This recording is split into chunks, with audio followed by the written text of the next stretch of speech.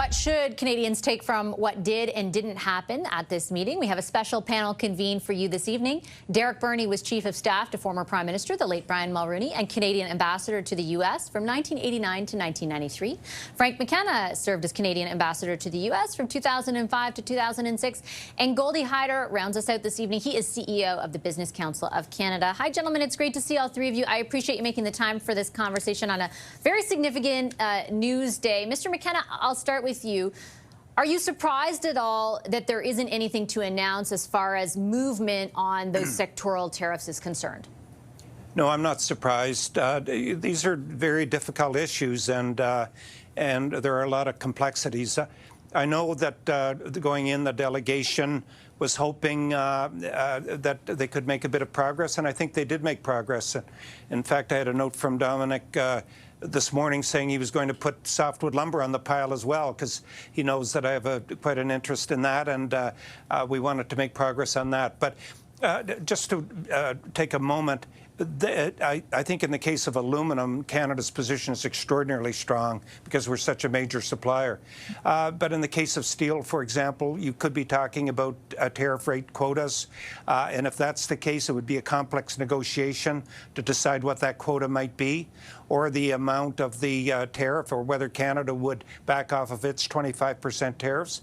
And in the case of energy, I suspect we're talking about things like uranium, access to critical minerals and so on, and what that access would look like. So, no, these are complicated issues, but I actually felt quite encouraged by the tone of Dominic LeBlanc's remarks.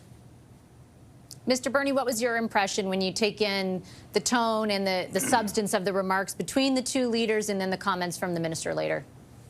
Well, I would certainly agree that the tone and the level of mutual respect was quite clear for what the open part of the meeting. I'm less convinced on the evidence of progress because when I listened to Dominic LeBlanc and others commenting on the prospects on aluminum and steel and energy, I didn't find much evidence to support that. Obviously, these are complicated issues. They've been complicated ever since the Americans started this tariff war. But we've had a long time to be dealing with them, and we've had little to show in terms of substantive progress, whereas most of the other countries around the world have settled their problems with the United States, not to their advantage by any means. They all capitulated. But we've made no substantive progress on any issue that I can tell from this discussion. But I do agree that the mutual respect and the tone is one of the most positives I've seen in a long time. Mr. Hyder, I wanted to ask about the impact of a lack of movement, and I take everyone's point that obviously it's very complex, in that other countries that have made agreements have done so by capitulating to one degree or another.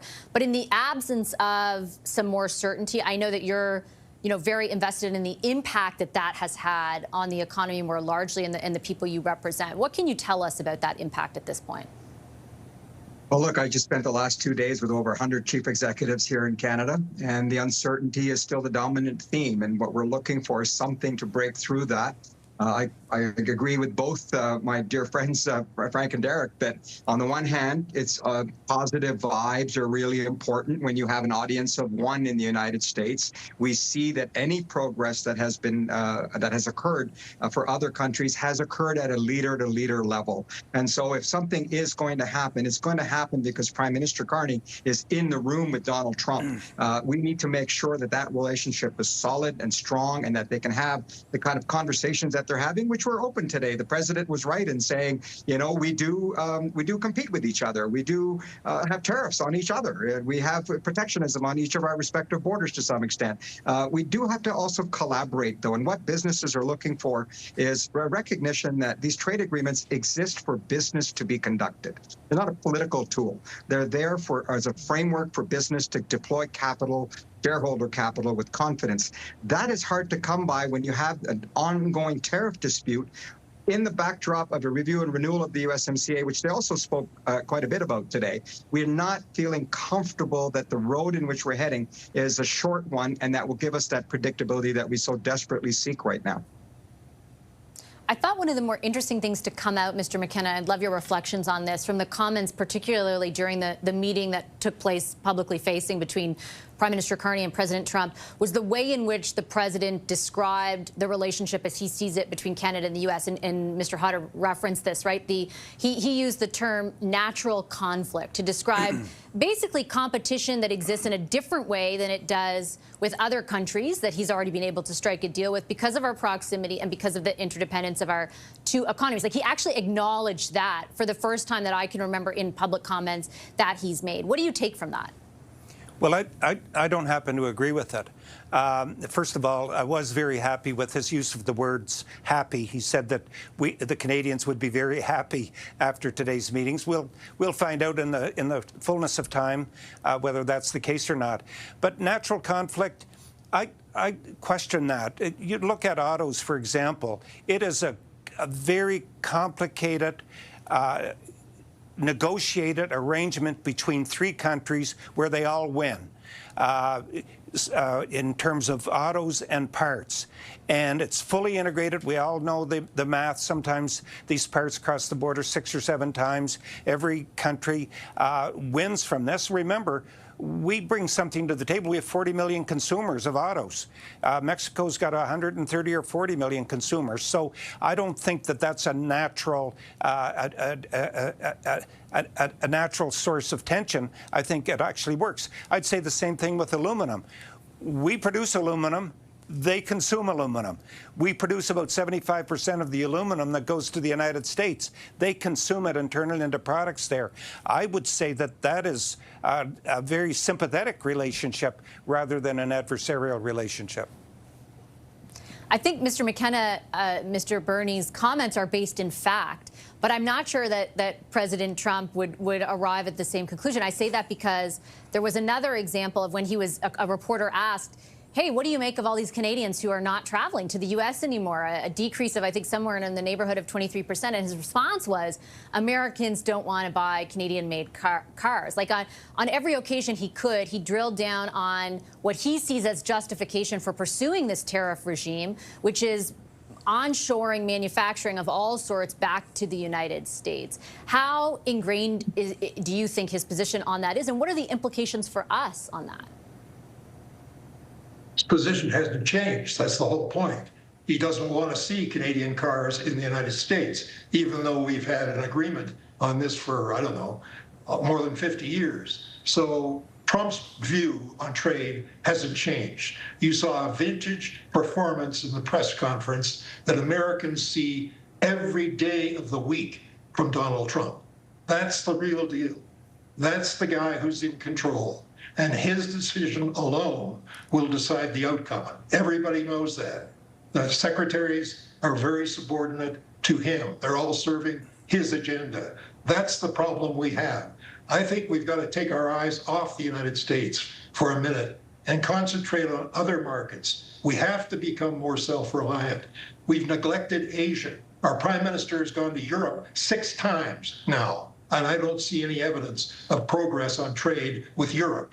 He's going to Asia at the end of this month for an ASEAN meeting. I hope he will do some bilateral meetings in Japan, in Korea, in India. I don't care which one, but we've got to start concentrating on expanding our market beyond the United States. We cannot rely exclusively on the United States going forward. And by the way, I think our provinces have to step up. I read a report the other day that it's more easier to buy British Columbia wine in France than it is in Ontario. That's disgraceful.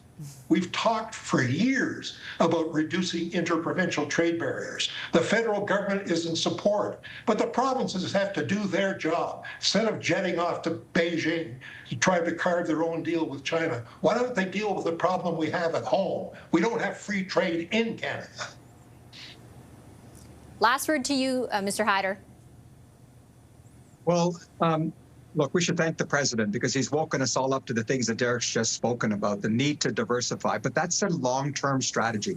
Most of it is actually struggling with getting out of our own way here in Canada to build the trade-enabling infrastructure. We have all the trade agreements we need. We'll sign more, that's fine, but we need the trade-enabling infrastructure. I heard a lot about that over the course of the last 2 days, and the Major Projects Office has certainly been announced, and it's a good start. But it's not about building 3 or 4 projects. We need to do a lot more than that. And so a lot of that can come by what we can do to control our own destiny. And as far as the United States goes, let's not lose sight of the fact that, what's not going to change is geography.